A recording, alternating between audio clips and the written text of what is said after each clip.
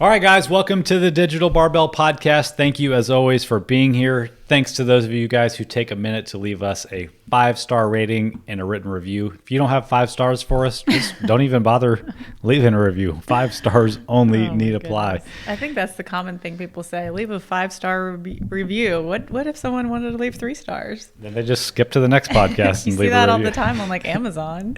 You know what I realized is, like, if somebody just finds this podcast, listening to it or YouTube, and like for the first time, one thing we never do is like introduce ourselves, tell who we are. Yeah. I do hear that on some podcasts. So if this is your first time here, I'm Jonathan. I'm Blakely. We own Digital Barbell. We are an online training and nutrition company. We help regular people get in the best shape of their life. We come from a background of CrossFit, strength training, bodybuilding. We combine all three to give our clients the best results possible without burning them out. And that was a good elevator pitch. That's what you want. You want to be able to explain your business in like 30 seconds before the door goes ding. It's real Bing. Coaching in an online environment with Yep. real care from your coach. From coaches that know your name. That's right. I think that's on the website still. There goes the commercial. Hey, if you like this episode, just head to wherever you're listening to it and subscribe too, so that you'll see every time we put one out. We put out 2 podcasts every single week. You're pushing hard on the YouTube content. Our next video coming out is going to be, tell us what the title of that one is. I mean, I can't remember. I can't remember what it's about, although I'm editing it right now. Isn't it about like exercises that are... Let's leave them in suspense. Actually, I just remember what it is. We can leave them in suspense. It's going to be a good one. I'm in suspense too. Yeah. What's that shirt you got there in front of you for all the people who are watching this? This is our sponsor, some 10-year-old CrossFit shirts that I just found in my closet while we were doing some spring cleaning. We did a big purge, man. Yeah. I got to say they're a little tight in the lats, which is good, I guess, because I'm getting bigger than I was like 10 years ago, but they're cool. So this shirt... It's just like a bunch of writing on the front. I don't remember buying this or anything. Which one's the front? This is the front. Okay, that is kind of odd. I don't remember getting this, but I have it. Read it. All right. This is CrossFit in 100 words, I think is what they call it. Eat meat and vegetables, nuts and seeds, some fruit, little starch, and no sugar. Keep intake to levels that will support exercise but not body fat. Practice and train the major lifts: deadlift, clean, squat, press, clean and jerk, and snatch. Similarly, master the basics of gymnastics: pull-ups, dips, rope climbs, push-ups, sit-ups, and presses to handstands, pirouettes, flips, splits, and holds. Bike, run, swim, row, etc. hard and fast. 5 or 6 days a week. Mix these elements in as many combinations and patterns as creativity will allow. Routine is the enemy. That part is the biggest font on here. Keep workouts short and intense. Regularly learn and play new sports. It's pretty good. I agree with all of it. It's kind of funny. They only had 100 words to work with, and they put in pirouettes. Does it say pirouettes or parallettes? Pirouettes. Pirouettes. I've never once done a pirouette. Or a flip. Have you done a flip? I've never seen you do a flip. I've done a flip. I've done one underwater. Does that count? I think I've done everything on here, but... I've definitely seen you do a sit-up and a push-up. I mean, this is like presses to handstand. That's tough. That's specific. And I think they put that in the CrossFit Games last year. It's like with Boz taking over the program. Yeah, and you just need to like look at the shirt and know what to do. Yeah, this is your workout program This is your right workout program, exactly. Anyway, but the beginning is very. The nutrition advice is really solid. The nutrition advice is solid, as well as like keep intake levels that will support exercise but not body fat. Yeah, that's the main thing that trips people up. Is just eating too much in general. If you're storing excess body fat, got bad news for you. You're eating too much. Your intake levels are too high. I don't have a sponsor. You have one? That was our sponsor. Oh yeah, that's right. T-shirt. T-shirt sponsor. We have a Q&A episode for you today. Yeah. We got some really good questions that you guys submitted, but we also just wanted to tell you about this show that we've kind of been hooked on. I already wrote an email about it. I mean, people are going to think we're obsessed with this show, but you know how Hulu just suggests shows for you based on other things that you've watched, or however the algorithm for that works. It threw this show out there, and we're way behind the times. I think it's from 2015 or 16. Yeah. It's called Fit to Fat to Fit. And there was this guy, Drew Manning. I think he was the instigator of it. He was a personal trainer, and he had this idea. Okay, what if I I want to empathize with my overweight clients. I'm struggling to get my overweight clients to lose weight. Maybe it's my fault. So he purposely gained 65, 75 pounds once he found a client that was also overweight, and then lost the weight together with them. So that was the genesis of the idea for the show. He gained the weight he put a timeline on. He gained the weight in 4 months. Right. He he stopped exercising and turned eating into his full-time job. So each episode of this what is it called? A series is following the journey of a personal trainer who does this with a client. They eat like crazy for 4 months, gain a bunch of weight, and then work it off with their client. And we've watched like 5 or 6 episodes so far. I think there's 2 or 3 seasons, right? There's really just one season, and the second season has like 1 episode of it.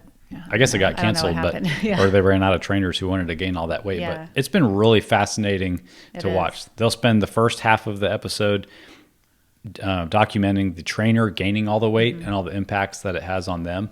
And then the second half is them trying to lose it with the client. Yeah, I think it's worth checking out just for entertainment purposes. Yeah, if you're listening to this podcast, you have an interest in this stuff. It's interesting. Like every episode, it goes the same pretty much. Of like the trainer kind of like looking forward to just like throwing, caution to the wind, or not, just like I can eat whatever I want. I can go out whenever I want. I can do whatever I want. And, the first 2 weeks they're like, yes, this is living. And then they start to feel very bad, and they end up lazy. They end up like they can't. They like can't go do their training. They can't train their clients anymore. Yep. They're struggling with that. They feel sick all the time. They're they just like can't constantly. Get off the couch. They get depressed. A lot of them get acne. A lot of them end up where either a doctor is telling them you have to stop this experiment early, or you're gonna, they'll start having symptoms of anxiety. Like, they start to have like heart palpitations and like just scary stuff goes on. The guy himself, I think in the intro, he says he developed a fatty liver and kidney damage. It's just interesting though, because you do see the trainers when they start just gorging on all this food that they hadn't eaten in so long, being like, "This is good." Like, I've been missing this part of my life. Like I don't know if I'll ever go back to eating healthy again, because this is amazing. Right. And then that fades quickly because the physical effects and of the instant gratification of eating it fades away, and they're left with all the other symptoms of an unhealthy lifestyle. Yeah, and they miss training. They miss they know what it already feels like to wake up in the morning and feel good every day because they have been treating their body good, and so they want to go back to that. Yeah, and that's what they're hoping they can get this client to, is like, I feel different every day when I get up. Whenever I was not treating my body like garbage. Yeah. But the interesting thing, I think, like, it can sound deceiving too, because, the people who they're helping lose weight generally like are eating thousands and thousands of calories a day. I mean, I think that they had one guy who was a chef. He was eating like over 8,000 calories a day. And then the trainers are pushing 6,000 to 8,000 calories a day so they can put on significant weight in 4 months. So losing weight is not hard for either of them on the show, because if you're eating 8,000 calories, you can easily dial back and go into a significant weight loss deficit and drop like 14 to 20 pounds in a week or something like that. Yeah, the rate that they're losing is crazy. So it looks like, well, this is so easy for them. Look, they're losing 10 plus pounds a week. I mean, but that's not what it's like for everybody.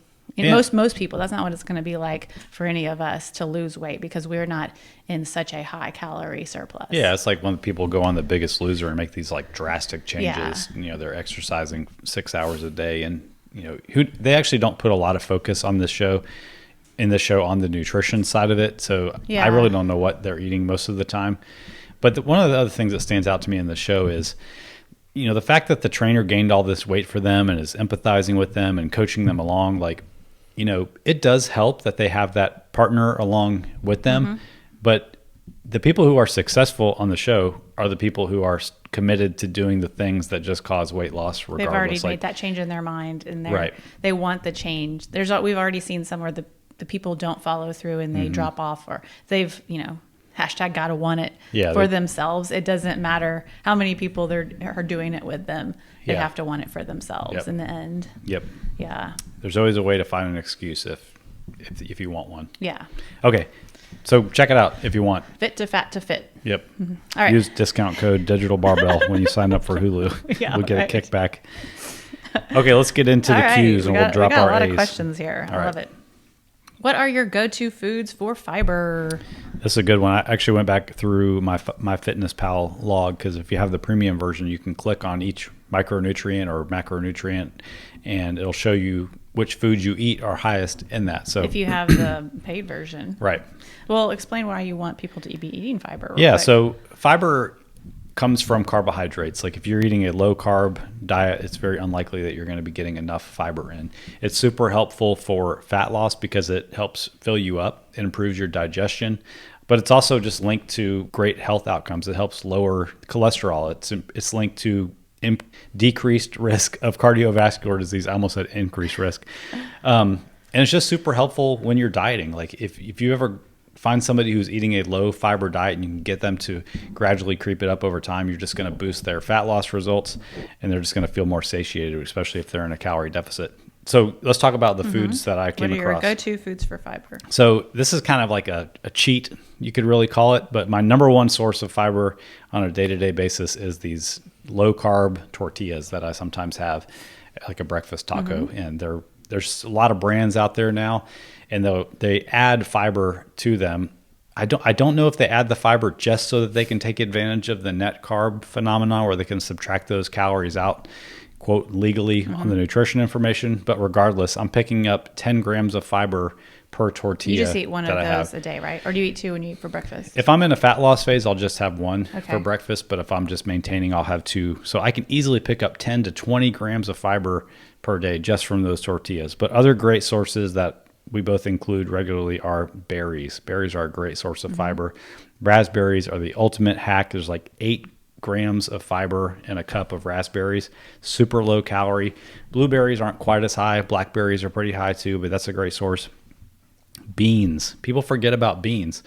They think they're just like a carb source, but there are tons of fiber in beans, and they also have a decent amount of protein for how much they have. I think it's about 12 grams of fiber per cup of beans. I think technically a half a cup is a serving of beans, but half a cup doesn't go very far when it comes to that.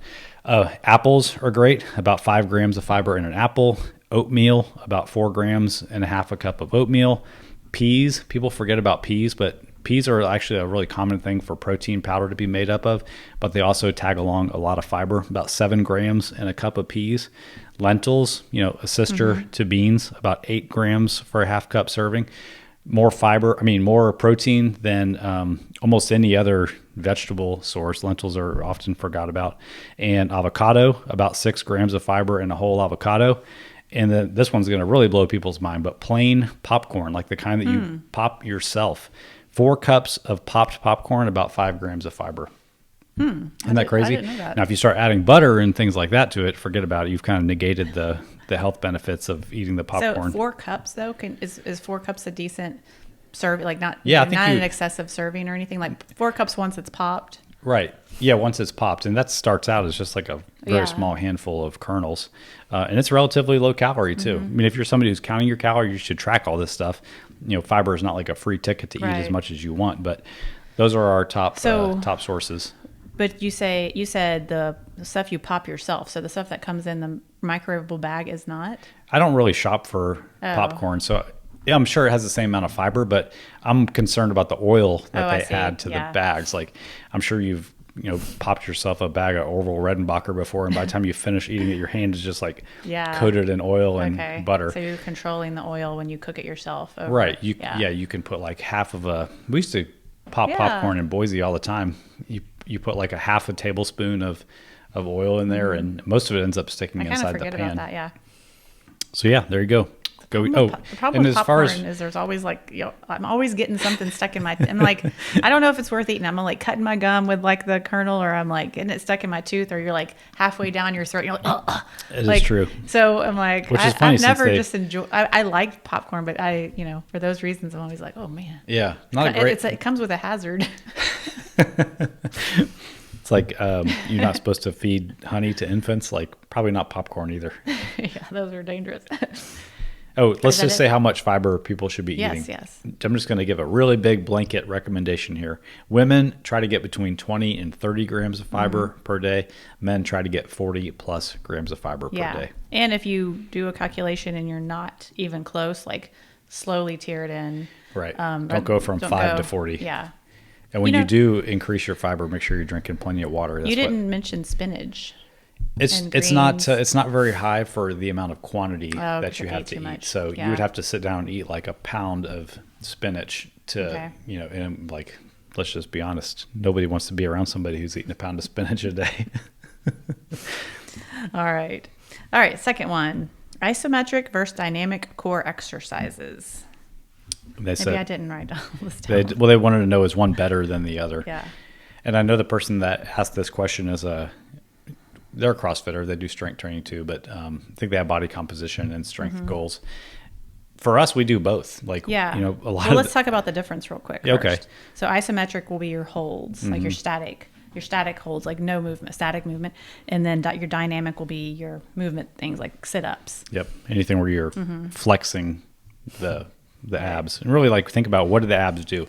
They are made to stabilize the spine, produce, rigidity to your core, your trunk, and then they also take your spine into a flexed position by flexing your abs on the front of your body. It's what pulls your stomach down. So it's not that one is better than the other. It kind of goes to, like, what's your overall goal? We want to have a strong, healthy back, and we also want to develop the size of the muscles too, so that we have a better chance of seeing our abs at higher body fat percentages.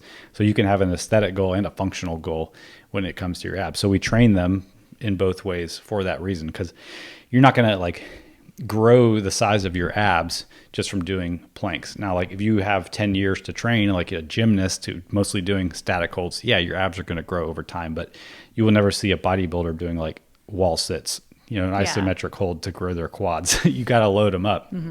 So we do a lot of isometric holds on both the anterior and the obliques to build the stability and the strength of the core and the abs. Yeah. And then we use flexion-based ab work, like hanging leg raises, weighted crunches, sit-ups, those kinds of things, to cause more hypertrophy in the core muscles. Yeah. Because really, there aren't a whole lot of ways to load your core. So we can take advantage of the weight of our lower body in a hanging leg raise to cause some hypertrophy as the muscles in the core get stronger. Now, one way people mess this up is by turning a hanging leg raise or a hanging knee raise or even a sit-up or a crunch into just like a hip extension and flexion exercise, like hinging only at the hips. You'll notice if you do this, because your hip flexors get really tired before your core even gets tired. So if you're doing a hanging knee raise or a hanging leg raise, make sure as you get to the top of the rep, you're actually tilting your pelvis up under you, which causes that spinal flexion, and you'll feel your abs contract when you do that. Yeah. Same thing with a sit up on a med ball or a crunch. Like, make sure you're actually flexing your spine and not just hinging at the waist. So personally, I used the isometric holds to come back from injury. And I think that this is where, like, we do, like, if someone is coming back from a back injury or they're just coming out of pregnancy, after giving birth and they are starting to work out again, we will stick with those isometric movements. Heck yeah, they're great for that. I mean, you can, like, when I was doing the holds, I've talked about this many times on the podcast, I think, but I was doing them 4 times. I was doing 8 holds, three rounds of each one for a minute each, so 3 minutes at each of 8 holds, 4 times a week. That's all I was doing. And you can really develop.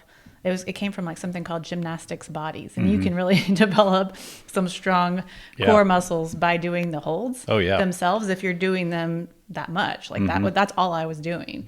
But like you said, like if you do, a plank, 160 or 360-second planks a week, you're not going to grow your abs. Yeah, you have to progressively overload your isometric holds just like you do any other exercise if you want to see progress in them. But like you said, planks, side planks, suitcase holds, so the 8 bird dogs, I was doing dead bugs. Was a plank, reverse plank, where you're lifting your hips up. Hollow Superman. Oh yeah, hollow holds. Whew. Dead hang. In a hollow position. Yeah, dead hang in a hollow position. An inverted, where a handstand? A handstand hold. Yeah, did I already say that? Maybe. A dead hang, but then an inverted hang. Oh, from your feet? No, Like you're hanging, but then you're upside Oh, down. yeah, you hanging. flip yourself upside You flip down. your side upside down. And there's one more that I can never remember what it was. Let's do some of those inverted hangs today when we work out. And then after that, you start to get into like the levers. Ooh. Where you're, the front and back levers, those are spicy. That'll for expose sure. your weakness real quick. I have like a vivid memory where like, I'm like, okay, I'm going to do this. And I pop up, this is when I was working out at Rice. I pop up onto it was one of those pull-up bars that's on the like machine, like between the machines. So the handlebars Neutral are grip. like neutral grip. And I like flipped over and I was going to like spin my whole body around while holding on, and my shoulders just like, it sounded like the biggest tearing position. Oh my gosh. I dropped and I just got into like the fetal position, and I like didn't move. I was just like, I was terrified that I had just like ripped my shoulders out of the socket. Like I had no idea what that What'd you do? sound was. Just shake it off? And It didn't. It was not an injury, but the sound was terrifying. Oh my gosh. Anyway, Wow. I just like, I remember I like didn't move. I just like got down. It was like a pill bug position. I was like, I don't want to move. Am I dead? I don't know what can happen from here. Anyway, okay. So do both. How much do you love your rice? Sorry, I didn't read this in advance. How much do you love your rice cooker? Man, we finally bought a rice cooker last year, probably after telling us because we would just make a pot of rice a couple times a week. It takes like 45 minutes. My mom says it takes 15 minutes. Yeah, it just takes 15 minutes. Yeah, for it to like start, and then by the time you're done. Anyway, and then we would actually like refrigerate it cold and pretty much eat it cold. Because we didn't have a microwave. Correct. So we would like, if we were heating anything up, we'd have to like heat it up on a frying pan. And people who come over to our house were like, this is no way to live. Just get a rice cooker. And we were very against it for years. And we're our like, clients too. Like, we don't need a rice cooker. You're crazy. Like we have limited counter space up in this little house. Anyway, we originally got one. I don't remember what made us decide to. Our client Jen finally talked to us, and she's like, here's the two major brands. And so you need to pick between one of these two. And it's been super convenient. I'm not going to lie. Yeah, we like to have do full ingredient prep. We don't like just have the boxes where our meals are lined up, but we like to like have a protein source cooked, and we like to have a carb source cooked, and we can eat lunch and dinner for like 2 or 3 days and then redo that process. I mean, as much as I think like I want to like at the end of the day go make this recipe or whatever, if I buy all the ingredients for that at the end of the day, I'm like, I don't want to do that. Like, I just want to eat. I don't want to spend another hour now. Like, just with our schedule right now, Our life is all about making our food choices as easy as possible so that we can stay as consistent as possible. So we keep our rice in there for 2 days. So every other morning we wake up and we put fresh rice in there, and we have it for 2 days, and then it's usually gone, or we throw the remaining part out and we redo it. And we accidentally bought a bag of brown rice the other day. We've just been eating white rice, and I think we're both enjoying it more. It's a little bit better texture, a little bit drier. Yeah, I like it a lot. Jasmine brown. And if you're somebody who's worried about the nutritional difference between brown and white rice, it's like 1 gram of fiber more for brown rice, since it still has I was about to say more fiber. Yeah, it's not going to be enough to move the needle.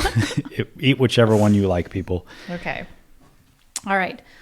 This is another what's the deal with, I think. What's the deal with continuous glucose monitors? Man, they're everywhere. Yay or nay?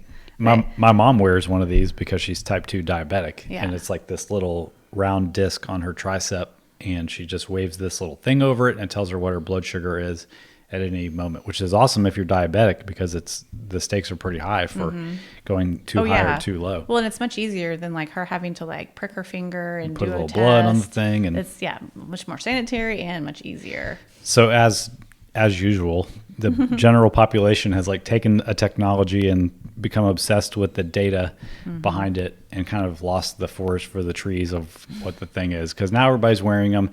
And people who aren't even diabetic, and people who really aren't even like serious athletes, are wearing continuous glucose monitors and constantly scanning their blood sugar after they eat, with the idea of keeping their blood sugar as stable as possible throughout the day. And the reason they think this is because, when you eat and your blood sugar goes up, your pancreas secretes insulin, which then shuttles the nutrients into your cells, including into fat cells. So the thinking behind people is, if I can just keep my insulin low, keep my blood sugar stable, I won't be storing any fat, and I won't gain weight. It's a fool's errand to think like this, because first of all, your body is supposed to have ups and downs in your blood sugar. That's a normal response. It's the reason your body produces insulin, which is an anabolic hormone in the first place. It used to be that bodybuilders would inject themselves with insulin, trying to increase their insulin. But anyway, people are doing this in an effort to try to maintain their weight or to avoid losing weight. But here's the deal. When you eat carbohydrates and your body releases insulin, most carbohydrates will never be preferentially stored as body fat anyway. They'll be either burned off as glucose or they'll be stored in your muscles and liver as glycogen. Now, if you're obsessed with keeping your blood sugar low, you're probably by default going to have to eat a higher fat diet because it has a less insulin response when you eat fat. And you're going to be like, oh, when I ate that stick of butter, my blood sugar didn't do anything, so that must be better. But here's the thing is like your body is really, really good at converting the fat that you eat into fat in your body. So if you're automatically eating a higher fat diet, there's that fat is more likely to be stored as body fat. Plus with the caloric density of dietary fat versus carbohydrates and protein, you're going to be eating more calories, which is more likely to put you into a calorie surplus, regardless of what's going on with your blood sugar, which is going to cause you to gain weight. So that's why people are misusing this information with the wrong, they just don't understand how energy balance works. They're fixating on demonizing blood sugar and demonizing insulin, kind of getting fixated on data instead of understanding the actual principles at play. It feels like to me it's another one of those things. It's like if I can just, instead of like eating like an adult, if I can just wear this thing and just change these little, this will help me lose weight instead of like really like learning about nutrition and changing the way I eat is the first thing. And then the wearable technology is just exploding. And like I think we like a lot of people just like data. So it's cool to read the data about your body. How much did I sleep? Yeah. What's my recovery? Blah, blah, blah, blah. But like at the end of the day, what are you doing with that data? Are you going to change your habits based on what that data says? Mm-hmm. Because if you're not, then like it's just data for data's sake. But I used to wear a Whoop band and it would mess with me, my mind, because I'd wake up in the morning, I'd feel fine, and my Whoop score would be off. And so I didn't always listen to the Whoop because I was like, I feel fine. Maybe the Whoop doesn't know what it's talking about. But then, sometimes I would be like, oh, the Whoop is wrong. But then sometimes I'd be like, oh, maybe I shouldn't do this. Just my recovery is in the orange today or the red. Learning to listen to your body. I think is always the best thing. It's like if you have to rely on your Whoop band to tell you whether you can or can't work out that day, like what are you going to do if you can't afford this subscription anymore? Yeah. It's like you better start to learn for yourself what you should and shouldn't be doing based on, your own self rather than an external device telling you what you should and shouldn't do. Same thing with the sleep monitoring and stuff. Like I didn't sleep. Are you doing anything with the data to make yourself sleep better or are you just looking at how much you slept that night and then like letting it make you worry? Yeah. I'm going to feel tired today because I only got this much sleep. Or like people obsessing about, like how they'll wake up in the middle of the night and be like, shoot, my Oura ring is going to tell me my sleep was less. Like I got to get back to sleep. And you end up losing more sleep, worrying about how much sleep you're getting. Yeah. And it affecting how you feel the next day because of what it says. Yeah. All right. But as sum up on the CGMs, no, there's nobody listening to this that's not diabetic. Unless, like you said, unless you're diabetic. That's what I say. Unless you're diabetic, you don't need to wear a CGM for anything. All right. Okay. This is a good one. My squats are getting tough, but I don't have safeties. What should I do if I fail? Yeah. We have a video in our exercise library about what to do with this situation. Yeah. Yeah. I wouldn't recommend getting to a point where you're like, I could fail tomorrow and I don't know what to do. Like you should know what to do. You should know what to do when you start squatting with the barbell. How you fail, how you bail a squat. Same thing with the bench press. Everything you should know how to get out of that lift before you're like, it could be tomorrow. We've seen a lot of fail videos on YouTube of people doing the wrong way, which is to get to the bottom of the squat, start to come out, it's not going anywhere, and you try to roll the bar or throw the bar over the front of your head. I've seen a lot of people try to do that. I can't even imagine wanting to try that. It ends up clipping the back of your skull on the way. Most of the time it goes over, but it's super dangerous. So you never want to bail a back squat over your head. if you think about a back squat, it's not anywhere near the weight that you can press. So what makes you think you can like lift that bar over your head? Well, they try to more like significant weight. Try to like raise their hips up, dip their head down, and let it roll off their back forward over the top of their head. Anyway, that's the wrong way to do it. I only know one guy who can do that. He used to go to my gym. He probably doesn't listen to this, but it was baller move. He was like, that wasn't a fail though. It wasn't a fail. He was just like this, like high twitch. Like he could do yeah. anything. I mean, he would have significant weight on the bar. He may jump over a car. And I got he this. would like pellet over his head. Like it was like a Rich Froning move. I was like, that's badass. Yeah. Yeah. But I wouldn't recommend it. I was like, no one else do this. But that was awesome. Yeah. Let me get a video of that. Okay. Anyway, the first thing you got to do is make sure your environment is clear if you are squatting without safeties and you think there's any chance of failing. Don't have any weights on the ground near you. Don't have anything Don't have like your bench kind of like behind you, you know, your squat bench or your bench press bench or anything right behind you. Front, back, and sides should all be completely clear, at least the width of the barbell and at least several feet in front of and behind you. And then if you get to the bottom and you can't get out, what you do is you drop down to your knees and simultaneously slide forward and propel the weight off your back with your hands so that your body's moving forward and the barbell is moving backwards at the same time.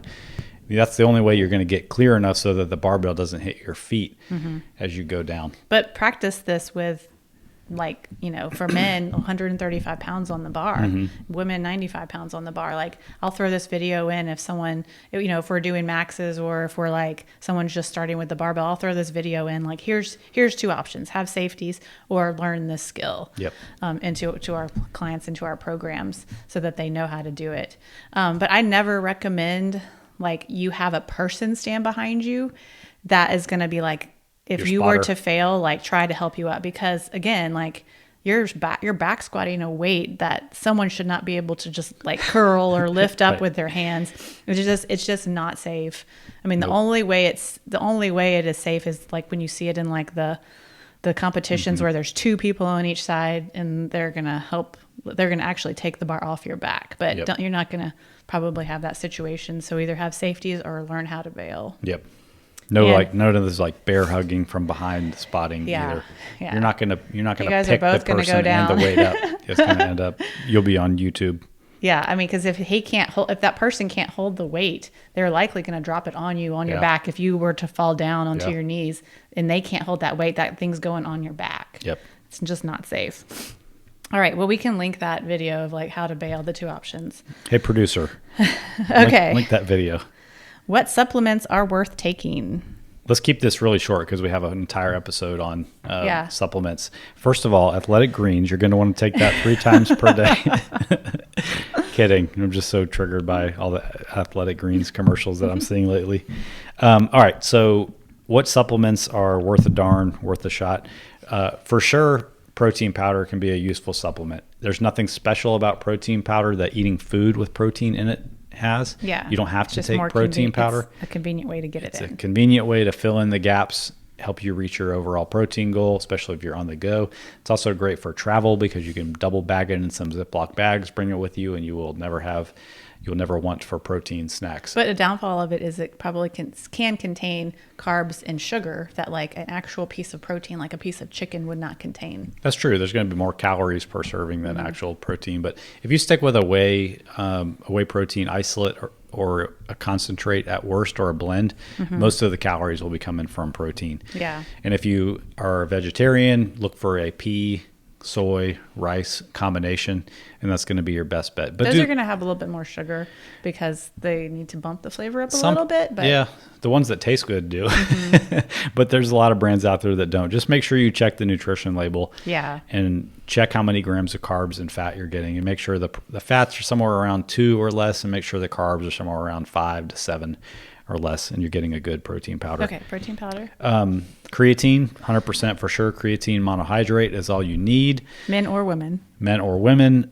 5 grams per day. No need to go through any kind of special loading period. Get plain creatine monohydrate, mix it into a drink that has some flavor so that the grittiness of it kind of goes away. Take it any time of day that you want. Don't stress about it being before or after your workout. Take it at the time that's most convenient for you. And It's not something like a pre-workout where you're going to like, whoo, I took my creatine today. I'm feeling it. All it's going to do is help you create a little bit more power, a little bit more strength, a little bit more energy every single day, contribute to better workouts, increase the size of your muscles a little bit because they're pumped up with a little bit more water, make your workouts more productive, help you make more strength gains over the long term. It's a long-term play, but it works. All right. Caffeine, cheers. Proven performance enhancer. Know your own tolerance. We have a great blog on should you take 2 scoops of pre-workout, but it also gets into like what is the recommended dosage of caffeine per day and for a pre-workout. We can link to that in the show notes too.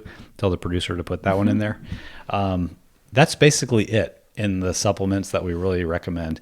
Beta-alanine can be an interesting one, but not necessary for most people unless you're into really extreme endurance events. But it does give you a nice tingle, which can be good for the placebo effect before a workout. I would say the only other one that I think people think about, like, should I take this, as fish oil? Yeah. I think more recent research has kind of debunked the benefits of people just preventatively supplementing with fish oil. Now, if you're somebody like us who does not eat a lot of seafood or eat a lot of grass-fed beef, that kind of stuff, it probably is beneficial to kind of offset the lacking ratio of omegas. So, Okay. But for most people, I would say, All right. you're not going to notice the difference. All right. There you go. Short Last and sweet. one. My 2023 goal is a double body weight squat. Sorry. Squat. My max currently is 250. I'm a 5'9" male, about 165 pounds. I haven't been following an organized program. Where should I start? This guy's like the same size as me, a little bit lighter right now, but that's kind of like my walk around weight, and I'm about the same height. My walking around weight. Unless I pretend that I'm 5'10" sometimes. All right. Okay, so let's talk about like what's your goal. I know you said your goal is a double body weight squat, but I'm assuming you only have limited time to train, limited recovery resources, and maybe this isn't like the only thing you care about with your fitness, because it's a very doable goal, but there's always trade-offs in anything that you want to accomplish with your fitness. So you didn't also say you want to improve your cardiovascular health, or you didn't want to get your Fran time down or run a 6-minute mile. So just know that dedicating time to this strength training is going to come at a cost to any other goal that maybe you didn't tell us about. Does that make sense? Yeah. So let's talk about like the specific program. Here's what I would do. I'm just going to get right into the specifics of what I would tell you to do. I would take your max where you're at right now, 250, and I would start your work sets at about 185 pounds. I would have you squat 3 times per week. This is going to be a classic linear progression, a lot of volume over the week. Every other day, not ever twice, not ever 2 days in a row. Correct. So this would be like a Monday, Wednesday, Friday. Right. Yeah. So I'm going to have you do 3 sets of 5 at that 185 pounds on day 1. We're going to add 5 pounds on day 2. We're going to add 5 pounds on day 3. We're going to keep up with that. You add 5 pounds if you hit all 15 reps. So all 3 sets of 5 with perfect form, where your form looks great and you've hit depth. Yep. At all 15 reps. Yep. So no need to add weight until we are there, until we're like moving well and getting full depth. I guess I should have said like, Sorry. these aren't quarter squats. Well, I mean, just want to throw Yeah. that in there, that like if for some reason there was something going on, or you're like, oh, I'm not quite squatting to depth yet, but I'll just keep adding weight. There's no point in doing that yet. Yeah. Okay. So that's what I would do for as long as you possibly can. And there's even a chance that I should have said a double body weight squat for him would be 330 pounds, 165 times 2. Okay. Which brings me to another little point is you're not a big guy. Like I don't have a picture of you, but there's a good chance that you need to probably gain some weight as you do this, because you need to build some muscle. So that your double body weight's going to go your up. double body weight squat might end up being higher than 330, because you might need to gain 10 pounds in the process of doing this. So that's a little caveat out there, but it's still very possible. And you really might come close to or hit this double body weight squat with this simple linear progression of adding potentially 15 pounds per week. Yeah. Sometimes life gets in the way and that's not going to be the case, or you need to take a deload along the way, but Yeah, and if you ever don't hit it, just repeat that weight. Push that as far as you can. If you stall out after 2 to 3 workouts of hitting the same weight, then we have to move on to stage 2. So what we're going to do in stage 2 is we're going to break up those 3 squat days into a different progression that isn't just the same, add 5 pounds every single workout. Yeah. On day one, you're going to do 5 sets of 5 at 90% of where you left off your 3x5, the last weight that you successfully hit. That's going to be hard. This is your volume day. This is going to take a long time. You're probably going to have to rest 10 minutes between sets. This is probably going to be mostly what you do that day. Day 2 is going to be your recovery day for squats. You're only going to do 2 sets of 5 at 80% of what you did on day 1. So that's going to feel like a reward. You're really going to look forward to that day because you're going to be sore from the first volume day. And then day 3 is an intensity day. We're going to do 1 set of 5 at about 10 pounds heavier than you did your volume work at on day 1. This is essentially going to like be a PR for your 5 rep max every time you get to intensity day. And that's the process. You're going to repeat that, adding 5 pounds to those weights every week, and you're going to get there for sure following that. And like I said, you're probably going to have to take a deload somewhere along the way if life doesn't deload you anyway. And this is one of the values of working with the coaches. They can individually see when, all right, we're getting close to hitting the stall based on the bar speed. It's time to pull back on the volume and intensity for a week and then ramp back up. Right. But I think what you said in the beginning is great. Like, look, we don't really have any information other than like, I want this goal. So like really when you think of a goal, like, oh, if someone hears this on this podcast, I want a double body weight squat too. Like, think about what else do you want and what you're doing right now and what sacrifices you're going to have to make to get this, because this type of goal is tough. We've both like gone through these linear progressions. I've seen you do this, like where, like you said, you're spending 90 minutes doing like your squats and a set of presses that day. I mean, it's tough physically, it's tough mentally. Yeah. And you're going to sacrifice your conditioning. You're going to have to gain some weight. It's, think about everything that's going on. And if this is not that getting, I totally think that like adding some weight to your squat and getting strong is a great goal. But do you want to sacrifice some other things just to have this as like, I got on my t-shirt, I have a double body weight squat. Like, I will say, like, as you think about that in the bigger context of your goals, the good thing about strength is it lasts a long time. Yeah. So like, it's been a long time since I built up to my first double body weight squat, but I could probably within a week go out and hit it, if not now. And I haven't been training for that recently. I haven't lost I'm not as strong as I've ever been, that's for sure. Yeah. But I can probably still hit a double body weight squat because I put in the time sacrificing other things temporarily. That is a great point. So that's another piece of it is like, okay, at this time in my life, I do have the time, the resources, and this is what I want to focus on. How long do you think it would take? Like you said you're similar. Like, I would say most people could do this if they're starting in a place around where he is in 3 to 6 months. Okay. So you spend up to half of a year working on this goal. I've built this strength, and then I can start to build back my cardiovascular. Not that you're going to lose it completely, and cardio is something that you can that come back a lot easier than building strength. It's just, like I said, it's going to be something that you're probably going to sacrifice during this time. Yeah. And I think there's carryover too into improved body composition by spending this time in dedicated strength. This is something that I talked about a lot in the interview with Paul Horn, is these guys that they think that they want to look better. They want to have better body composition. They want to look better with their shirt off, but they don't understand how important getting strong is to that goal. It's not all you need to do, but you need to build the base of your physique on a platform of being strong. And then your nutrition is really the thing that dials it in over time, and putting in more bodybuilding type work. Yeah.